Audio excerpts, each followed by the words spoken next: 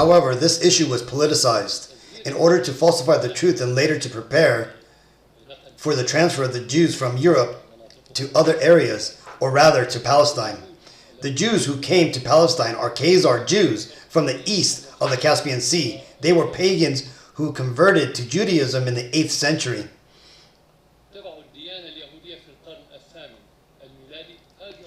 They immigrated to Europe and from there came to this region. They have nothing to do whatsoever with the ancient people of Israel. Shalom, Kahala Yahweh Bashem Hashai, Bashem Rukok Wadash. Double honors my teachers, the apostles and elders of Great Millstone. Peace and mercy to the elect, who are the house of David, reborn again in this generation. And shalom to the 1/3 of Yasharallah, who today are known as the Negroes, Latinos, and Native Americans, who before losing our true heritage were known as, and still are, the true Hebrew Israelites of the Holy Bible. In today's lesson, we're going to talk about what we just watched, that being the president of Syria, Bashar al-Assad, revealing that the people in the land of Israel today, the Israelis, have no connection whatsoever to the biblical Jews, and that they are the Khazarians, which used to be in the area we know today as Ukraine, who were pagans and then eventually converted to Judaism after some political issues arose with their king and nation, which we'll get into in just a bit. But the whole point is that this truth is coming out, and the Lord is revealing Amalek being the true biblical name of the so-called Jew or the so-called Israeli. You see, they are the top tribe of the nation of Edom, making them Edomites, and specifically Edomites of the tribe of Amalek. You can simply just call them Edomites.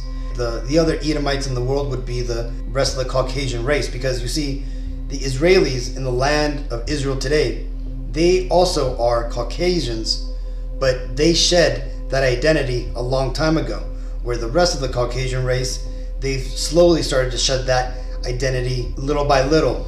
But, I digress. Let's get back to this.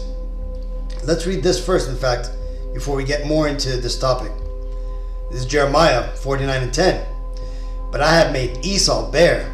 I have uncovered his secret places, and he shall not be able to hide himself. His seed is spoiled, and his brethren, and his neighbors, and he is not. And when it says here Esau, this is also talking about the descendants of Esau, okay? Because that's basically what it's talking about here, right? Those who descend from the lineage of Esau. Esau being the wicked twin brother of Jacob, right? Jacob and Esau were the twins that were birthed to Isaac, who was the chosen son of Abraham, okay? Well, back to what President Bashar al-Assad said. Okay, this video, I didn't want to play the whole video because the very first part of it, it's fairly controversial. It's the truth, but you can't post it here on YouTube. It basically talks about the enemies of the small hatters during World War II, and it talks about how they didn't really lose the war. They just simply came over here to America. But if you want to watch the video, just simply type in Bashar al-Assad, Khazarian Jews, and you'll see this the whole video. Now, the point being is we already knew that whole issue about World War II and how that was a maneuver for Amalek, right, the so-called Israelis, to get into the land of Israel. Because again, as he had said, let's go through what he mentioned, okay? He talked about how these were the Khazarian pagans who converted to Judaism around, or the 8th century, I should say.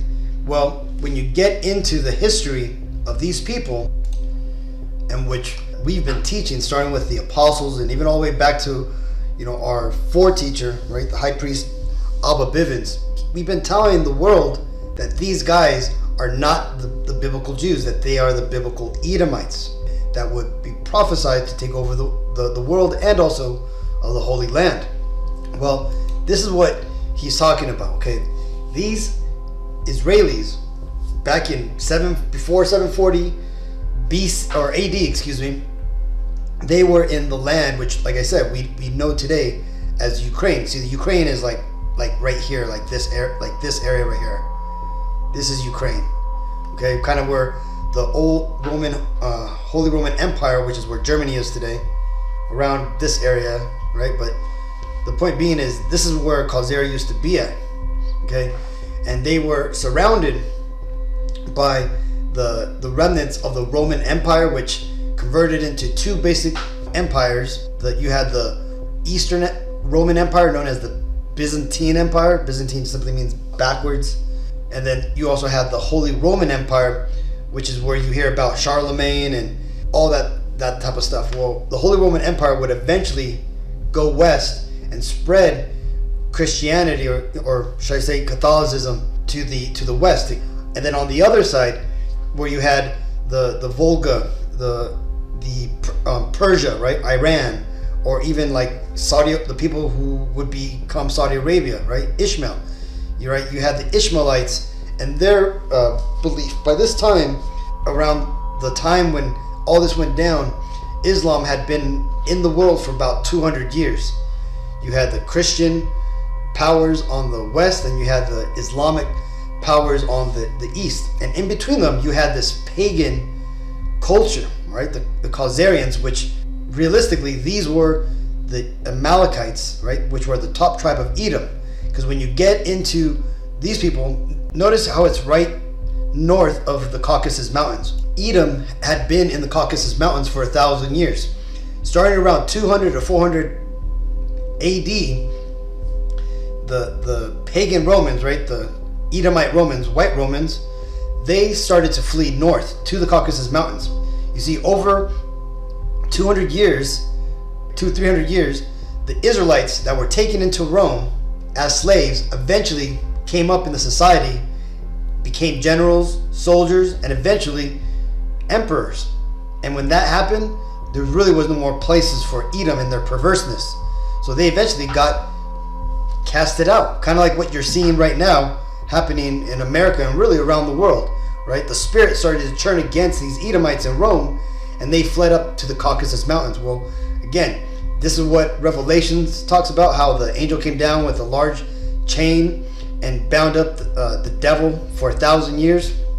That's what this is talking about, right? When the Caucasian race went into the Caucasus Mountains, stayed there for 1,000 years, then came out during the 1400s, known as the Caucasians.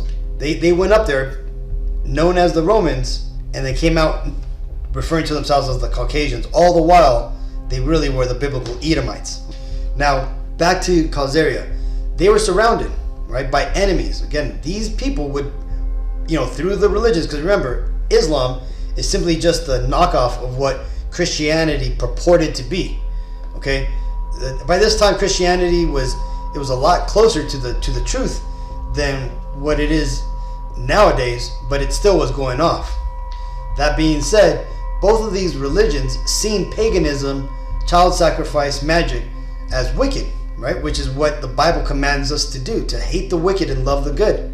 Well, the Khazarians, and namely their king, Kagan Bulan. Kagan means king, by the way. So Kagan Bulan, their king, he had the foresight to see this and to understand that they had to change their religious affiliations, so that way, one, they wouldn't have to be forced to join the Islamists or join the Christians, right? So what did they do? They went out. The story goes, well, in fact, let's read the story. It's down here at the bottom of this, anyways.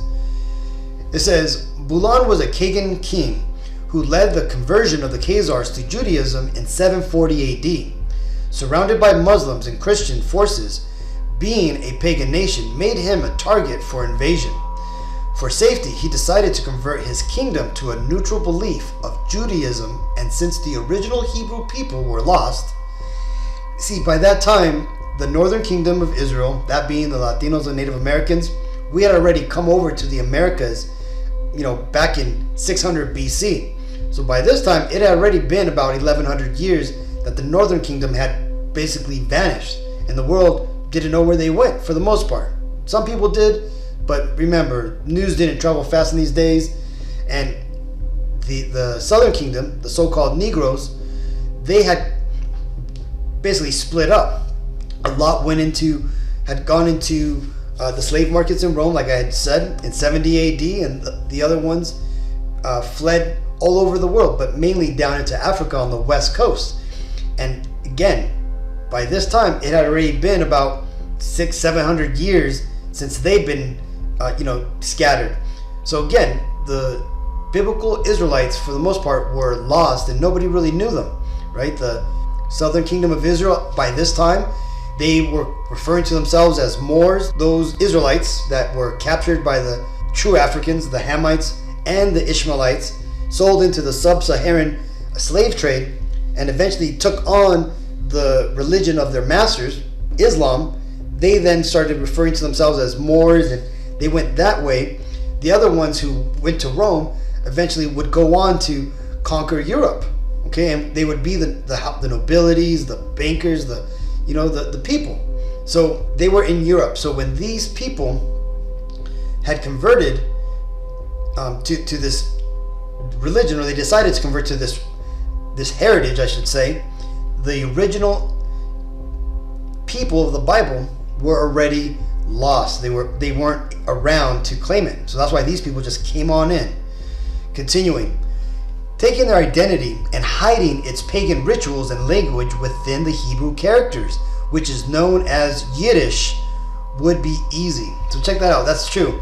See, when these people converted to the heritage of the Israelites and called it Judaism, they also brought their Germanic language, right? And they used the alphabet, the Hebrew alphabet, I should say, our alphabet, but they used their own pronunciations and they added vowels and all this stuff, and they created Yiddish. And that happened.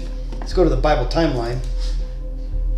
I don't know why I didn't bring this out earlier, but when you get into the Bible timeline, where is it? It is Kagan Bulan.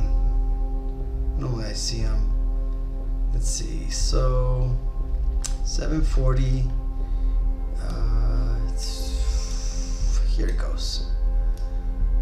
Okay. So like I was saying,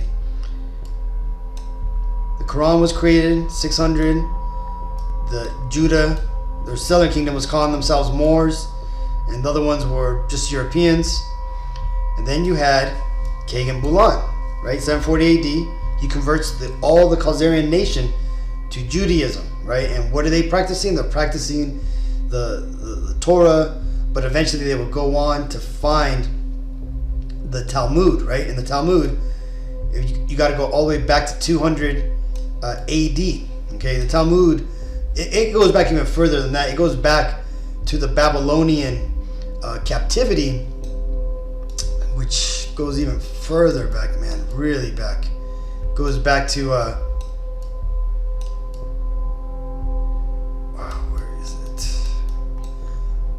To basically 600 BC, right? When the southern kingdom was taken into captivity into Babylon. Remember, the Babylonians burnt everything, burnt the Bible, the scriptures, everything. And the priests and all the leaders of our nation didn't have the Bible anymore. So what did they do? They started to write our own, laws, and basically what they remembered from the Bible, teachings of men, right? The doctrines of men, the laws of men.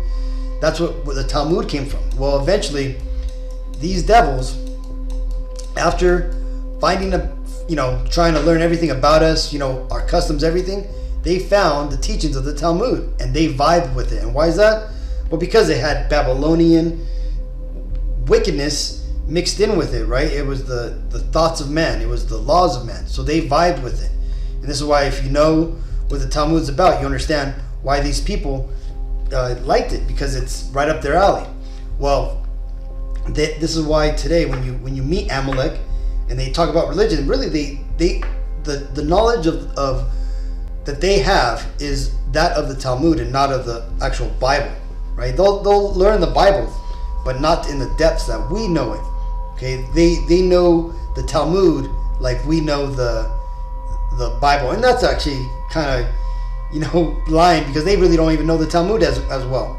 Okay, the point being is that these devils this is where they converted, okay? And then, but eventually what would happen is that the people that we know today as the Russians, back then they were known as the Rush. It says in 970 AD, it said the Rush people took down the Khazars 200 years after they converted to Judaism, forcing the Khazars to migrate to East Europe and Spain. So again, these devils, these Edomites, after being taken down by the Russians, which again, the Russians was a mixture of Edom and Japhet, okay? So this is why, let's get back to the map here, because again, the Rush were up here, the Kivian Rush, okay? And these people were basically still the Japhetic nations that were up here, along, and then basically just a mixture of Esau, okay? This is why today the Russians, when you look at the Russian people, there's many people that look like Edomites, but also people that look like Japhet amongst them. Well, the point being is they took down the Khazarians, and that's what caused the Khazarians to be the first that moved into the Europe nation, right? And hence which would eventually bring the other Edomites, which were still in the Caucasus Mountains, down like after about 300 to 400 years later. Remember, 1200 to 1400 is when the Renaissance took place.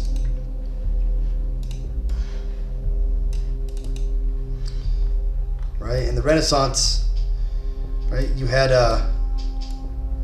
man, there's so much stuff that happened, right? The Russian destroys Amalek.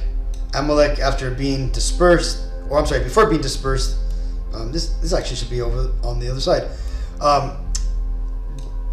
They created Yiddish, and like I had said, they basically put in, you see these little red dots, these are the vowels, right, that signify which, pronunciation to use, right? This is Yiddish, and that was created by these Edomites that came in and took over our heritage. Well, eventually time goes on, right?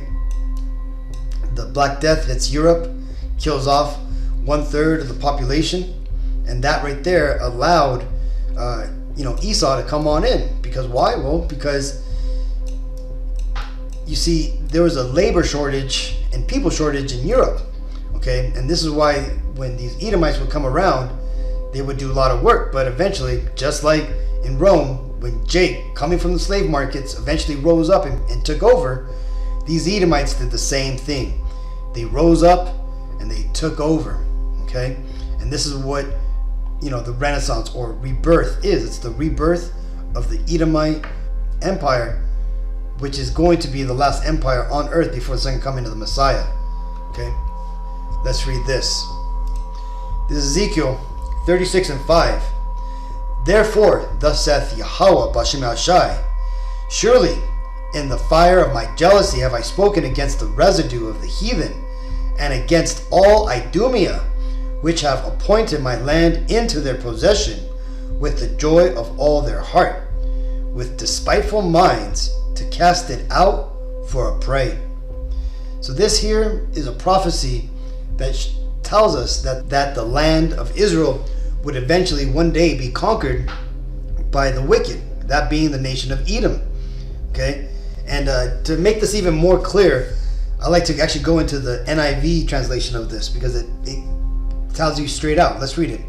This is the Ezekiel 36:5 NIV. This is what the Lord Yahweh Bashim Ashai says: in my burning zeal I have spoken against the rest of the nations, and against all Edom. For with glee and with malice in their hearts they made my land their own possession, so that they might plunder its pasture lands. You see that? There you go. So these devils in the land, it was prophecy that they would steal it. Okay? And that's why all the way back then at 740 AD, the Lord put it on King and Bulan's spirit to have them take over our identity. Right? What did the Lord say? That He would bring us to jealousy by a nation that is no nation. Right? These devils, they took over our identity, and they're ruling the world. And they're doing it in wickedness, right? And they're besmirching our good name, right? They're making everybody think that the Bible and the term Jew and Israel is wicked. But that's because, again, these aren't the correct people. This is Job 20 and 27. The heavens shall reveal his iniquity, and the earth shall rise up against him. Right? This is referring to the wicked of the world, that being first and foremost Amalek, right? And then the rest of the nation of Edom, but for the most part, all Edom. But again, this lesson is specifically talking about Amalek. So what's happening is this could be figuratively and also literally, right? When it says the heavens shall reveal his iniquity, right? Where is a lot of this information gets beamed up to satellites and then gets beamed down to Earth to be broadcasted and shared around the world, okay? Through the internet and all these things, right? So there's that, and not only that, but also the heavens being the whole world in general, okay? People who are just talking, right? They're revealing that these Edomites, or should I say these Israelis, are not the biblical Jews, that they are in fact the imposters that go back to a different people who do not have any claim to that land. And what is that causing? Well, we've seen an example of it in the beginning of this lesson. We had President Bashar al-Assad come out and basically point his finger at them and pretty much telling them they don't belong in that land. And this is also causing other nations to come up and rise up against them. Look at Yemen. Look at all these other nations like Iran who have joined, right? Pretty much you're having all these other heathen nations start to stand up against these Edomites. This is Numbers 24 and 20. And when he looked on Amalek, he took up his parable and said, Amalek was the first of the nations, but his latter end shall be that he perish forever. And this here was a prophecy given by the Moabite prophet, or should I say Moabite shaman, right? Balak, or Balaam, excuse me, right? He had looked on the nation of Amalek, and he knew that these people would eventually rise up and be the leaders of the world because they are considered like the highest heathen upon the earth, right? Because they're the closest to Jacob, right? And the thing is that he also seen that how they would utterly be destroyed and perish and go extinct. And that's ultimately what this reveals, because the rising up of all these nations is going to ultimately lead to all the nations gathering there in the Valley of Israel, right? As the Bible calls it, the Valley of Jehoshaphat. And that right there will lead to basically Armageddon and the second coming of the Messiah. This is Hebrews 10 and 37. For yet a little while, and he that shall come will come, and will not tarry. So, as Apostle Tahar has coined this year, the hopeful year of Jacob's trouble, everything looks like it's falling in line, Akim. Okay, that looks like the last prophecies, Jacob's trouble, the mark of the beast, Armageddon, it's all starting to speed up, and we're all coming to this. As it tells you here, right? Things are not going to tarry, especially the second coming of the Messiah. So again, remember, we're now in 2024. Okay? I just remember we just barely came into 2023, and that's over already. So just imagine how fast 2023 went by. Imagine how fast 2024 and until the time of the Messiah is going to happen. So that being said, we got to stay prayed up, stay focused, and keep doing the work. So hopefully this video was edifying. Until next time, I want to give all honor, glory, and praises to Yahweh, B'Hashem Yahushai, B'Hashem Ruach HaKodesh. Shalom.